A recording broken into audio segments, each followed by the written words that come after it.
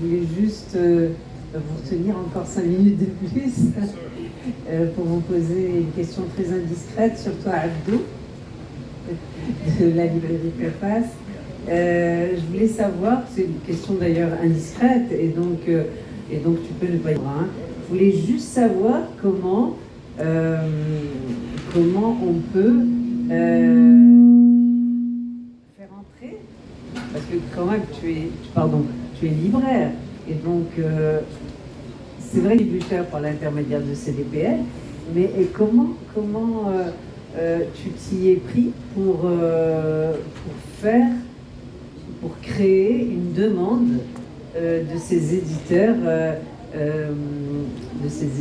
de l'autre côté de l'Atlantique, parce que j'ai regardé, j'ai jeté un œil sur le catalogue, et réellement tout ce qui est livres pratiques, médecine, tout ça, j'ai été bluffée juste par les titres. J'ai pas encore regardé, et en sciences humaines j'ai pas encore eu le temps de jeter un œil, mais en tout cas bravo vous, bien évidemment, pour ce que vous faites, mais à tout je suis vraiment époustouflée par ce que tu fais. Et la question que je te pose, comment as-tu fait? Parce que 30 ans que tu n'as strictement rien fait pour la littérature marocaine d'expression. Je te voyais venir.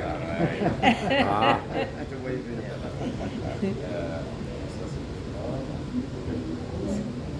Oui, alors bon, je te voyais venir, donc je savais que tu allais me poser cette question, je vais te répondre. Voilà. Pas d'indiscrétion, je te connais depuis très très longtemps, et je vais te dire, c'est un challenge, je dis, déjà, on essaie de briser la glace en fait. Créer le besoin, c'est pas évident, mais créer le besoin, c'est justement le mettant à la portée du public, parce que c'est ça le problème du livre au Maroc, y compris le livre local. C'est-à-dire, il faut pas le laisser toujours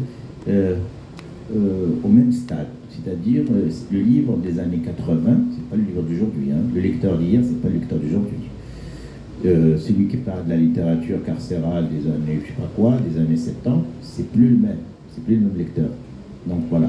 Alors donc, au Maroc, qu'est-ce qu'on a fait? On a mis le livre à la portée du public. Il est là, il le regarde, le lecteur dans la librairie. Là, on a fait un échantillonnage. Donc, on met des livres à la portée. Et bien, les gens, ils découvrent, comme ils découvrent du Duno, du Masson, autre chose, Lattès, Fenech. Ils découvrent d'autres petites maisons d'édition, peut-être en sciences humaines, en philosophie. Très petit tirage, hein. C'est des choses très pointues, mais il y a le lectorat. Celui qui dit qu'il n'y a pas de lectorat de livres au Maroc, où il n'y a que la lecture de la gare ou du métro, je ne sais pas quoi. Non, il y a ça. Alors je t'explique un peu, le processus c'est le mettre à sa disposition, et c'est très facile. Mais ça m'a pris quand même pas mal d'années, et un peu des cheveux blancs aussi. Puis, oui quand même, mais bon, ça a commencé il y a 5 ans, il y a 6 ans, donc c'est pas... Donc on a commencé doucement, et voilà. Et c'est pas que j'ai pas fait ça pour la littérature marocaine, loin de là.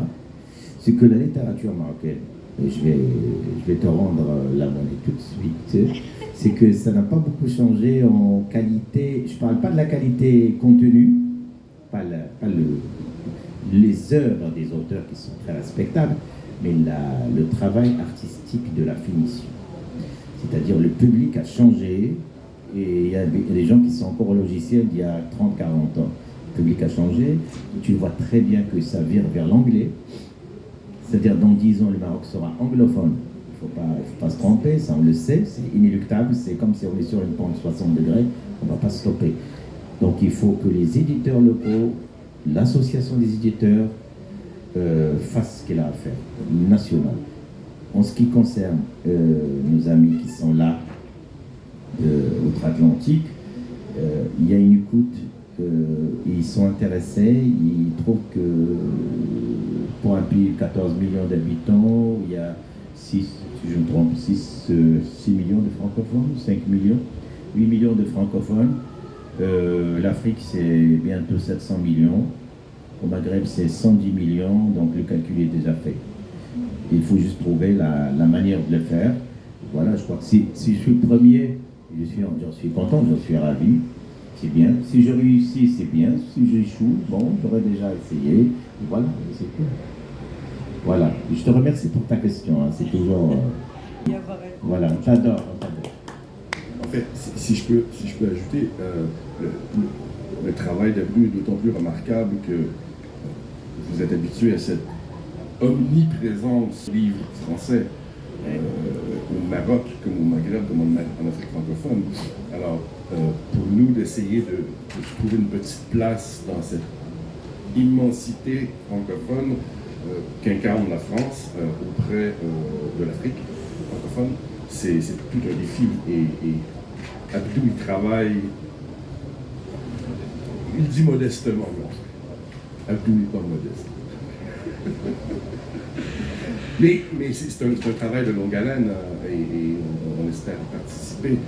D'ailleurs, moi, mon souhait le plus cher, c'est que, bon, Lara et moi sommes des éditeurs universitaires, mais l'année prochaine, j'espère convaincre d'autres de mes collègues dans l'édition générale, en fiction, en poésie, au théâtre, de venir au Salon du livre de Rabat ou Casablanca, parce que il y a, je ne vais pas vous flatter, mais je veux dire, l'accueil au Maroc est fantastique. Moi, c'est pour ça que je reviens année après année, c'est qu'il y a quelque chose là, comme accueil, comme chaleur qui est incroyable. Et donc, je veux partager ça avec eux, je veux les convaincre, je veux leur faire comprendre qu'il y a des lecteurs ici qui sont intéressés par autre chose que le seul catalogue franco-français. Et voilà. Et bien sûr, tu sais très bien que Leïla, tu es invitée, si tu veux participer avec moi dans ce truc fou, tu es la bienvenue, je sais très bien que tu es capable de le faire. Voilà. Merci. Voilà, l'invitation est lancée. Donc,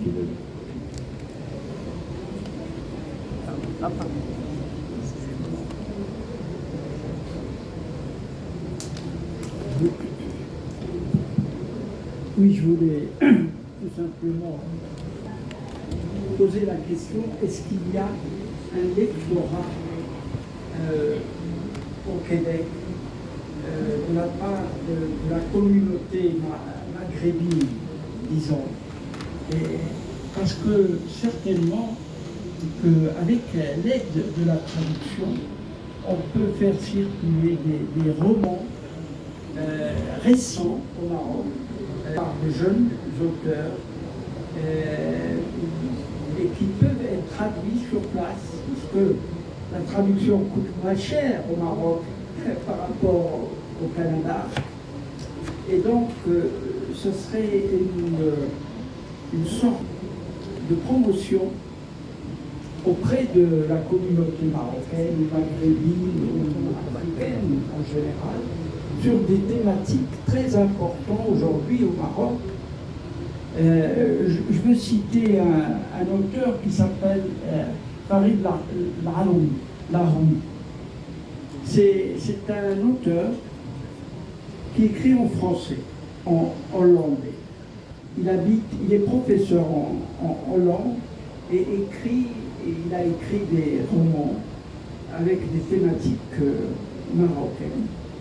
Et donc c'est un exemple. Mais malheureusement, il écrit en français. Mais les jeunes auteurs de la littérature marocaine écrivent en arabe.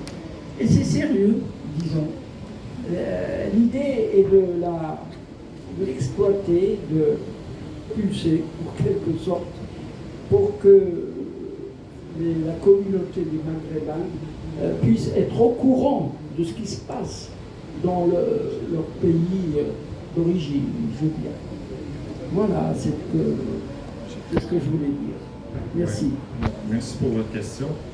Je vais y répondre. Ça me permettra aussi de parler davantage du marché québécois, de la réalité du marché québécois.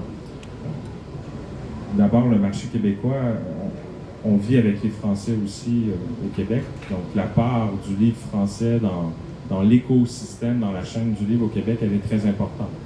Elle est importante lorsqu'on entre dans une librairie pour l'offre de livres, mais la France est aussi présente. Le groupe Madrigal possède la plus grande structure de distribution au Québec. Donc, Gallimard a une diffusion, Gallimard diffuse d'ailleurs des éditeurs québécois, dont les Presses de l'Université de Montréal. Donc, il y a toute une offre.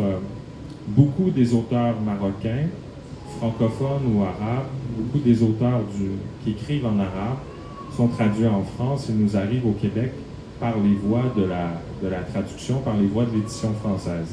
Quelquefois de l'édition québécoise. On commence, chez certains éditeurs québécois, à traduire de la littérature étrangère, mais compte tenu de la place du livre français dans ce qu'on appelle la littérature étrangère, la première littérature, les premières traductions de littérature au Québec viennent du Canada anglais. Donc, il y a cet échange entre les deux langues officielles au Canada. Donc, les éditeurs québécois sont des passeurs de la littérature du Canada anglais pour le Québec, mais aussi pour la France. Donc, il y a cet enjeu où, lorsqu'on parle de traduction, de vente de droits, en littérature, s'entend, les éditeurs québécois sont d'abord des vendeurs de droits. Ils réussissent de mieux en mieux. Ça a été le cas en Allemagne en raison de l'invitation d'honneur du Canada. C'est le cas en Espagne, dans d'autres territoires, selon... moi, je souhaite que la littérature québécoise puisse s'ouvrir de plus en plus. Je parlais de Mémoire d'Encrier tout à l'heure, qui est une maison très axée sur la diversité, donc où on retrouve des auteurs africains, des auteurs haïtiens qui ne sont pas résidents du Québec ou du Canada et qui se retrouvent dans ce catalogue. Et je sais que son éditeur, son fondateur, René Saint-Éloi, est très sensible à tout dans la francophonie, dans la diversité. Et j'ai envie de vous dire que la littérature de la diversité, qu'on appelle la littérature migrante au Québec, occupe une place importante. Parmi les auteurs les plus lus et les plus vendus au Québec, on a des auteurs d'origine haïtienne, Dany Laferrière, qui est aussi à l'Académie française, mais les auteurs des littératures autochtones en nation connaissent énormément de succès. Donc, alors il y a des lecteurs chez les Maghrébins au Québec, comme il y en a dans toutes les couches de la population, dans toutes les communautés, mais il y a certainement un pont à bâtir et il y a effectivement au Maghreb, comme ailleurs en Afrique, une grande littérature qui, bon, comme vous le disiez, s'exprime ou s'écrit en arabe et oui, ce serait souhaitable et plus les éditeurs québécois vont aller vers la littérature étrangère, plus peut-être on aura des soutiens publics pour la traduction qui vont faire en sorte que... Mais il n'y a pas de... Les succès du Québec et du Canada en traduction s'expliquent en grande partie par les bourses, les aides à la traduction que l'on possède au Canada et au Québec.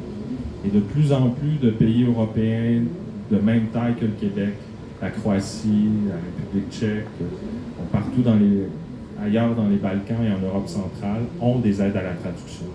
Alors quand vous êtes un éditeur allemand et que vous avez 5 coups de cœur devant vous, si un ou deux de ces coups de cœur ont des aides à la traduction généreuses, votre cœur va suivre votre portefeuille. Donc ça, c'est indispensable. Les aides à la traduction ont permis 120 nouvelles traductions en allemand pour l'invitation de livres québécois ou franco-canadiens, et j'exclus les anglophones.